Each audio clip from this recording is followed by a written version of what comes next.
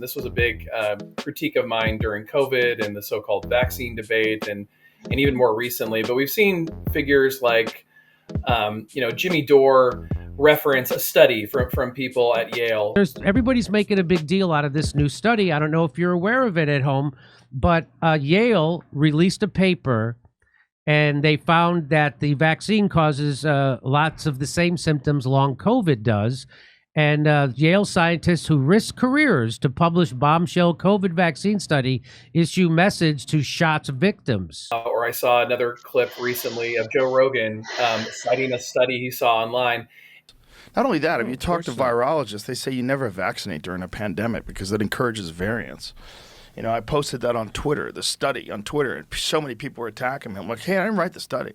This is a study that shows that when you vaccinate with a non-sterilizing vaccine during a pandemic, it encourages variants. And that's what happened. Just because folks are out there, and I know, I don't know how in tune you are with the digital culture, but there's also the, clearly a lot of, support or believers of RFK Jr.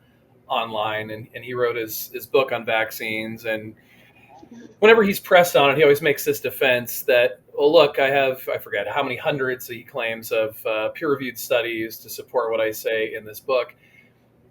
I don't know the answer to this question. This is not a loaded question. I'm asking you. Have there been any subsequent studies, even if they're in weak peer-reviewed journals, that have made some connection between vaccines and autism, or has nobody since Wakefield really attempted to publish that in a peer-reviewed journal, as far as you know?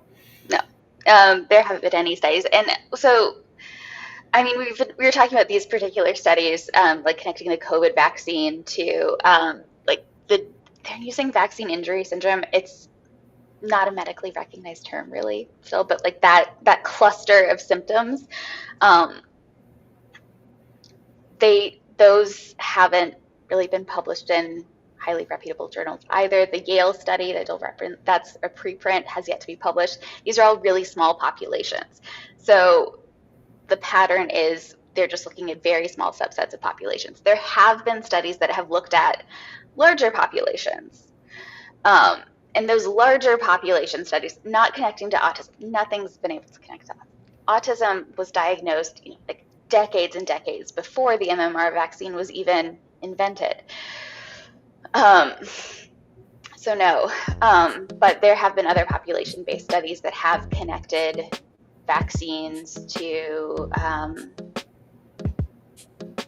like other syndromes. Hey Detoxers! We hope you enjoyed that clip. If you want to check out more, you can find full episodes and other clips on YouTube, as well as on all the major podcast platforms, and of course, by subscribing on Substack at nolanhigdon.substack.com. Don't forget to like, follow, and subscribe. It really helps us out, and it keeps those tech overlords happy. See you next time. Detox complete.